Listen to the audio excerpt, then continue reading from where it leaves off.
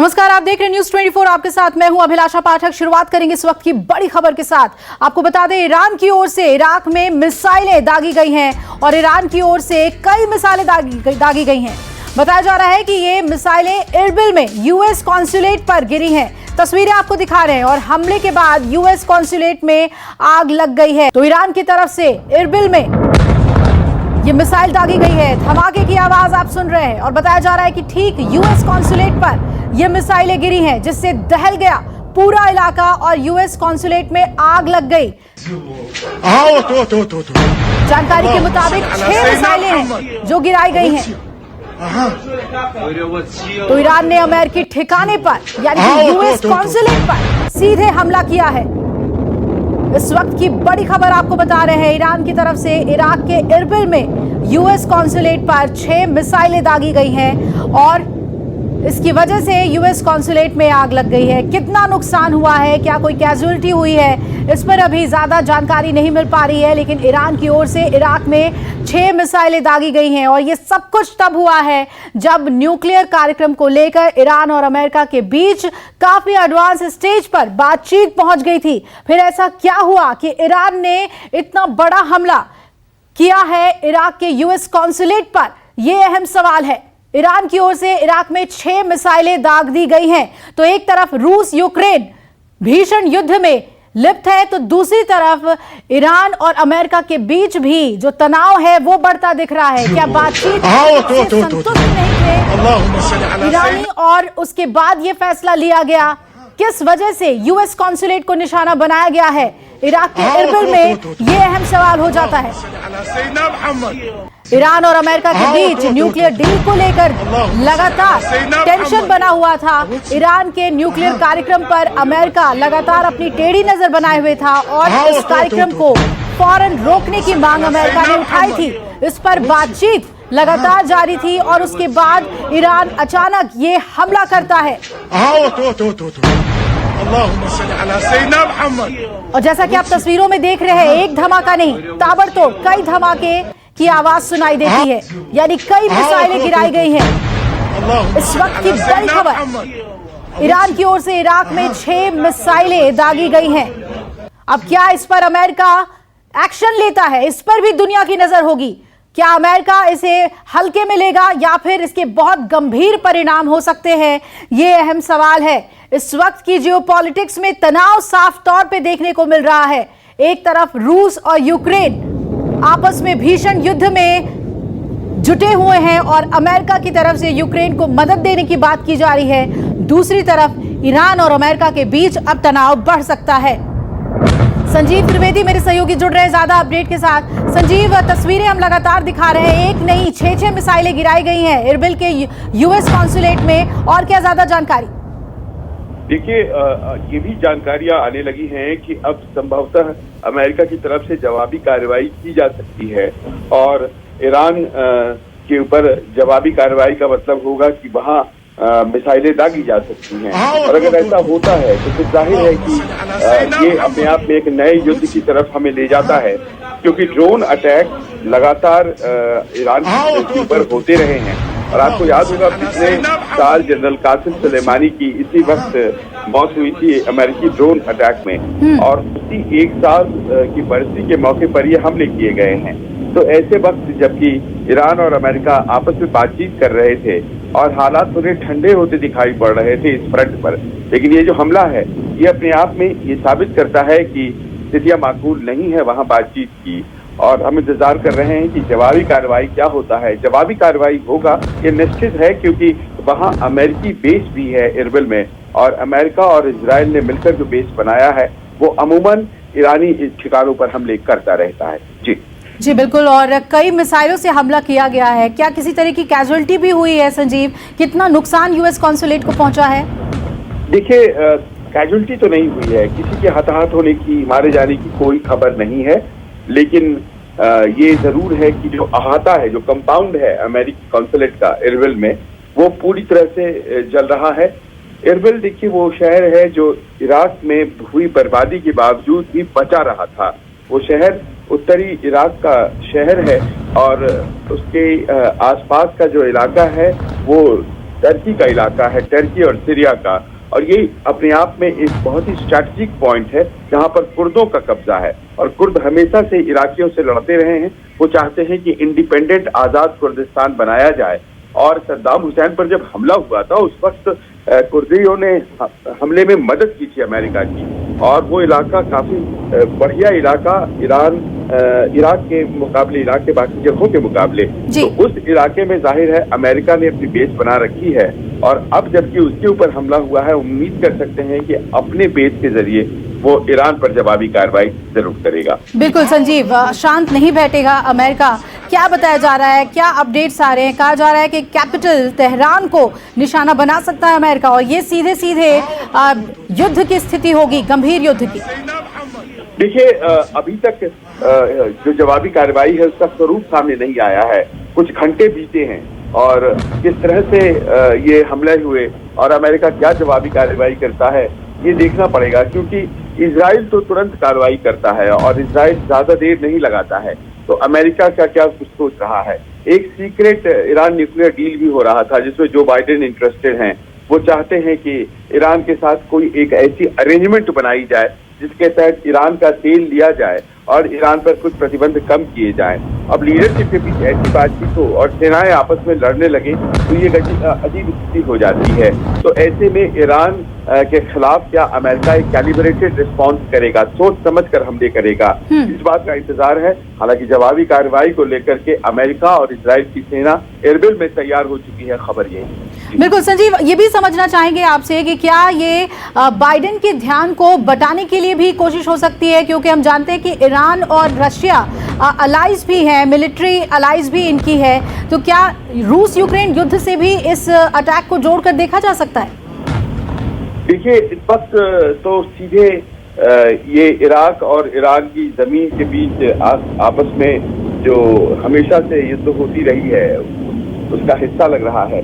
लेकिन एक larger conspiracy जिसकी तरफ आप इशारा कर रही हैं उसके अभी तक सबूत नहीं मिले हैं, और संभव है इस बात को हम अंदाजे से फिलहाल नहीं कहना चाहेंगे, लेकिन ये जरूर है कि ईरान एलाई है रूस का, और अगर वर्ल्ड वॉर 3 जैसी स्थिति उत्पन्न होती है तो जाहिर है कि उसमें इस तरह की कॉन्स्पिरेसी जो है रूस की तरफ से की जा सकती है। लेकिन ईरान रूस के कहने से अमेरिका पे हमले बोल देगा और खामियाजे के लिए तैयार हो जाएगा, इस बात की संभावना फिलहाल बिना तथ्यों के नहीं कही जा सकती। लेकिन ये जरूर है, जैसा आप बता रही हैं, रूस और ईरान आपस में करीबी हैं, और जिस तरह से उनका अलायंस है अमेरिका के खिलाफ, क्या उसने अमेरिका पर, अमेरिकी कॉन्सुलेट पर इस हमले को प्रेरित किया है, ये आने वाले वक्त में पता चलेगा। जी बिल्कुल, एक्सक्लूसिव तस्वीरें हम दिखा रहे हैं और संजीव हमें विस्तार से बता रहे हैं इस हमले के बारे में, और ये अमेरिका के लिए बेहद अहम हो जाता है कि वो क्या रिटेलिएट करता है, क्या बड़ा कदम उठा सकता है। संजीव, मेरे सहयोगी लगातार जुड़े हुए हैं। संजीव, जहां अमेरिका रूस और यूक्रेन युद्ध में सीधे तौर पर जाने से मना करता रहा, एक बयान में बाइडेन ने यह भी कहा कि 2 विकल्प हैं, क्या हम 30, और उससे पहले इस वक्त जो बड़ी खबर आ रही है, ईरानी हमले में कुर्दिस्तान 24 चैनल तबाह हुआ है। जवाब में अमेरिका हमला कर सकता है। इस वक्त की बड़ी खबर आपको बता दें, अमेरिकी ठिकानों पर दागी गई हैं 12 मिसाइलें। एएफपी मीडिया के हवाले से जो जानकारी आ रही है कि कुर्दिस्तान 24 चैनल खत्म हुआ है इस हमले में। तो ईरानी हमले में एक कुर्दिश चैनल तबाह हो गया है। संजीव मेरे सहयोगी जुड़े हुए हैं। संजीव, अब बताया जा रहा है कि 6 नहीं 12 मिसाइलें दागी गई हैं और एक कुर्दिश चैनल इसमें तबाह हुआ है। जाहिर है, इसका मतलब ये है कि बहुत सोच समझकर हमला किया गया है। 12 मिसाइलें गलती से तो दागी जा नहीं सकती हैं, और देखिए कि उसमें कोलैटरल डैमेज जो हुआ है वो केवल कॉन्सुलेट के ऊपर नहीं हुआ, बल्कि वहां पर जो रिहायशी इलाके हैं, जो आम लोग हैं, उनके ऊपर भी हमला हुआ है। और उसी क्रम में देखिए ये टीवी चैनल की खबर सामने आई है जिसमें कि जो कुर्दिस्तान 24 चैनल है वो नुकसान में पहुंचा है। अब अभी तक किसी के मारे जाने की खबर नहीं आई है, लेकिन जो डैमेजेस हैं वो उनकी रिपोर्ट्स आती चली जा रही हैं। जाहिर है इसकी एक प्रतिक्रिया कुर्दिस्तान में होगी। कुर्दों का इलाका अमेरिकी और इजरायली कब्जे का इलाका माना जाता है, और अगर जवाबी कार्रवाई नहीं होती है तो कुर्दों पर हमला होगा। एक तरफ उनके खिलाफ सीरिया है, दूसरी तरफ उनके खिलाफ ईरान है और तीसरी तरफ उनकी जमीन से जुड़ी हुई जमीन इराक की है। मतलब तो वही है कि इराक के वो हिस्से थे लेकिन अपने आप को अलग बताते हैं। तो इस जगह पर ऐसा लगता है कि 32 दांतों के बीच एक जीत की तरह कुर्दिस्तान का वो इलाका है और अगर अमेरिकी उसको डिफेंड नहीं करते हैं इस हमले के बाद तो उस इलाके और उसके लोगों के लिए भी ये उचित नहीं होगा। तो ऐसा लगता है कि जवाबी कार्रवाई होगी ऐसे में जबकि सिविलियन आबादी को भी वहां पर नुकसान पहुंचा। बिल्कुल। और इरबिल में संजीव खबर आ रही है कि सायरन बजने शुरू हो गए हैं, यानी कि युद्ध की स्थिति के लिए नागरिकों को तैयार रहने के लिए प्रशासन ने अलर्ट कर दिया है। यहाँ देखिए इरबिल में अमूमन ये स्थिति बनी रहती है और वहाँ निशाना बनाया जाता रहता है।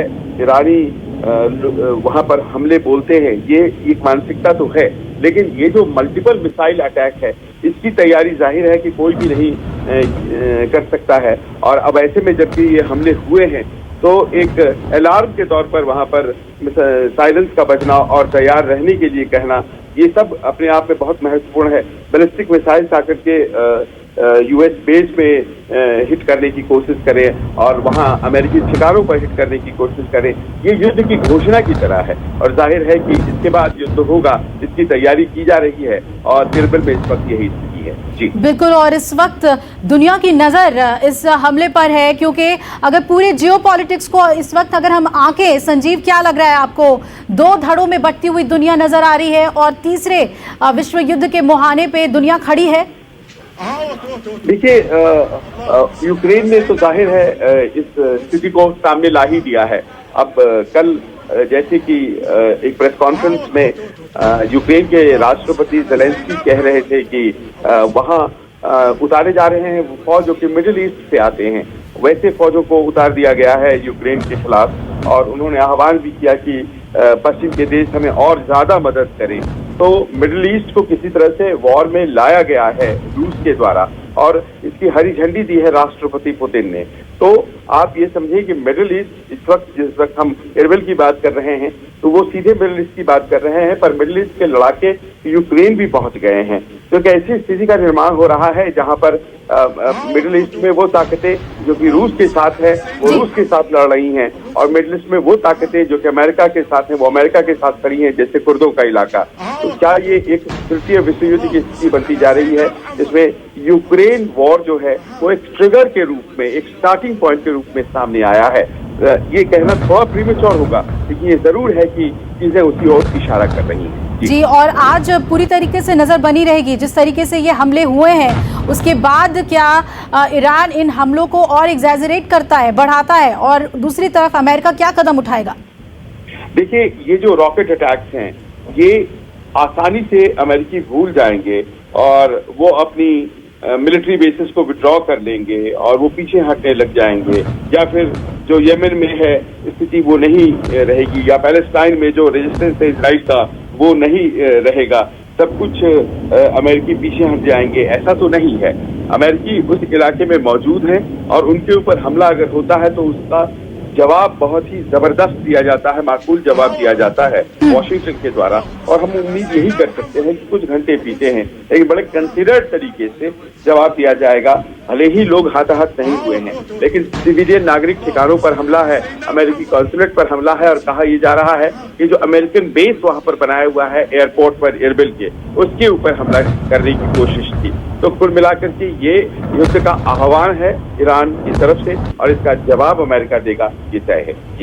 जी बिल्कुल। अब नजर इसी पर रहेगी कि अमेरिका की तरफ से क्या जवाब आता है, अमेरिका इस हमले को कैसे लेने वाला है। एक्सक्लूसिव तस्वीरें हम आपको लगातार दे रहे हैं और दिखा रहे हैं, और संजीव इस पर पूरी जानकारी हमें देते हुए किस तरीके से अब जो 6 मिसाइलें दागी गई हैं ये खबर सामने आ रही थी, लेकिन अब जो अपडेट आ रहा है उसके मुताबिक 12 मिसाइलें दाग दी हैं ईरान ने इराक के इरबिल पे, और न सिर्फ यूएस कॉन्सुलेट बल्कि वहां के एक मीडिया संस्थान यानी कुर्दिस्तान 24 चैनल को भी निशाना बनाया गया है। ये एक्सक्लूसिव तस्वीरें आप देख रहे हैं जब धमाके हुए और लगातार धमाकों से दहल गया इरबिल, और अब वहां पर युद्ध के सायरन भी लगातार बज रहा है। और ये यहाँ पर अक्सर होता है, जैसा कि संजीव बता रहे हैं कि युद्ध की स्थिति हमेशा ही बनी रहती है। संजीव, अगर हम कुर्दिश फाइटर्स की बात करें, जिस तरीके से उन्होंने खुद को डिफेंड किया है, अब उनके लिए ये बहुत ही चैलेंजिंग सिचुएशन है। कैसे लड़ते हैं, कैसे खुद को डिफेंड करते हैं? देखिए, कुर्दिस्तान खुद से बहुत मजबूत इलाका हो और वो टक्कर ले सकता है ईरान की, ऐसी स्थिति शायद नहीं है। लेकिन उनके पीछे अमेरिकी खड़े हैं और अमेरिकी हमेशा से, जब आपको याद होगा गल्फ वॉर की शुरुआत हुई थी, खासतौर पर 2003 में सेकेंड गल्फ वॉर की, तो जो अमेरिकी सेनाएं घुसी थी वो दरअसल टर्की में उतरकर कुर्दिस्तान होते हुए वो बगदाद की तरफ बढ़ी थी। बीच में दो शहर आते हैं, किरकुक और मोसुल, और उसके बाद अल ओजा वो जगह आता है जहां पर वो गांव था सद्दाम हुसैन का, और उसके बाद फिर बगदाद पहुंचते हैं। तो फिर ये पूरा जो इलाका है अमेरिकियों के कब्जे वाला इलाका बना।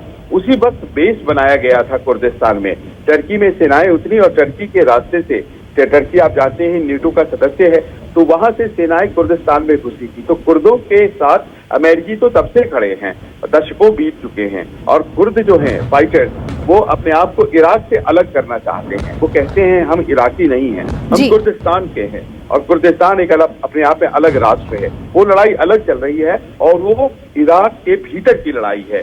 लेकिन कुर्दिश गार्ड जो हैं वो ईरान से पंगा नहीं ले सकते हैं, वो उनकी उतनी क्षमता नहीं है। लेकिन अमेरिकी खड़े हैं, और अब तो देखिए अमेरिकियों पर भी हमला हो गया आज, और अमेरिकियों के ऊपर ये ईरानी हमला ये तय कर देता है कि कुर्दिस्तान की फौजें, अमेरिका की फौजें, ये सब मिलकर के कुर्दिस्तान की रक्षा करेंगी। और ऐसे में ये युद्ध अगर बढ़ता है तो ये अमेरिका बनाम ईरान युद्ध जो बहुत दिनों से कहीं न कहीं कहा जाता है कि अंडर करंट के तौर पर उस इलाके में चल ही रहा है, उसकी शुरुआत हो जाएगी। और ये अगर होता है तो बहुत भीषण होगा।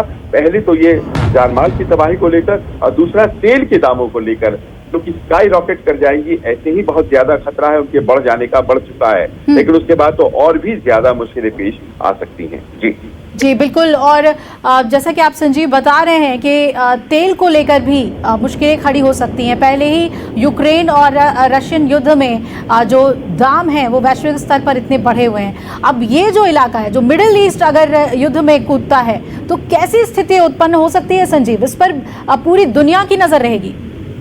देखिए, तेल जाहिर है सभी युद्धों को, सभी मित्रता को निर्धारित कर रहा है आज की तारीख में। और तेल के आसपास, तेल की सप्लाई के आसपास सारी लड़ाइयां हो रही हैं गल्फ वॉर के बाद, इसको हम बहुत बखूबी जानते हैं। आज की तारीख में उस क्षेत्र में जो मौजूदगी है अमेरिका की, वो तेल को लेकर के ही है। जिस जगह की हम बात कर रहे हैं, कुर्दों का इलाका, यहाँ तेल के कुएं हैं। बगल का शहर है जो कि इराकी कब्जे में है, वो किरकुक और मोसूल, ये तेल राजधानियां कहलाती हैं इराक की। तो ये पूरा इलाका तेल के आसपास ही अपने व्यापार भी करता है और अपने युद्ध भी करता है। और अमेरिका इस इलाके में मौजूद रह करके वहां से तेल निकाल करके अपनी अर्थव्यवस्था को मजबूत करता है, अपने तेल को बचाता है, और यहाँ के तेल से वो व्यापार भी करता है, लड़ाइयां भी लड़ता है। तो ऐसा लगता है कि ये तेल के आसपास की जो लड़ाई है ये बहुत बातचीत से आसानी से रुक जाएगी, ऐसा नहीं है। ये लड़ाइयां तो चलती रहेंगी। फौरी तौर पर यह हमला जो है इसे कैसे नेगोशिएट करता है अमेरिका, क्योंकि जवाबी कार्रवाई कर देने से ही काम नहीं चल जाएगा। अगर ये लड़ाई बड़ी हो जाती है तो फिर अमेरिका के लिए भी नुकसान हो जाएगा, और वर्ल्ड इकोनॉमी के लिए तो बिल्कुल हो जाएगा, क्योंकि $110 प्रति बैरल के आसपास आज की तारीख में तेल के दाम है। और जाहिर है कि ये लड़ाई अगर बढ़ती है तो फिर जो आपूर्ति है उसमें कमी आती है, और जाहिर है कि फिर वो $110 से और ज्यादा बढ़ेगी, और हम भारतीयों के लिए भी एक मुश्किलों का सबब होगा। जी बिल्कुल संजीव, बहुत बहुत शुक्रिया आपका विस्तार से जानकारी हमें देने के लिए इस स्थिति को लेकर। और हमारी लगातार नजर बनी हुई है, ईरान ने इराक के इरबिल में अटैक किया है और 12 मिसाइलें दागी हैं। इस पर और भी अपडेट आपको देंगे। फिलहाल एक ब्रेक के लिए यहां पर रुक रहे हैं, बने रहिएगा हमारे साथ। नमस्कार, मैं हूं मानक गुप्ता। अगर आपको हमारा ये वीडियो पसंद आया हो तो इसे लाइक और शेयर जरूर करें, और हाँ, हमें सब्सक्राइब और फॉलो करना ना भूलें, ताकि आप देश और दुनिया की कोई खबर मिस ना करें। तो जुड़े रहिए हमारे साथ और देखते रहिए News 24।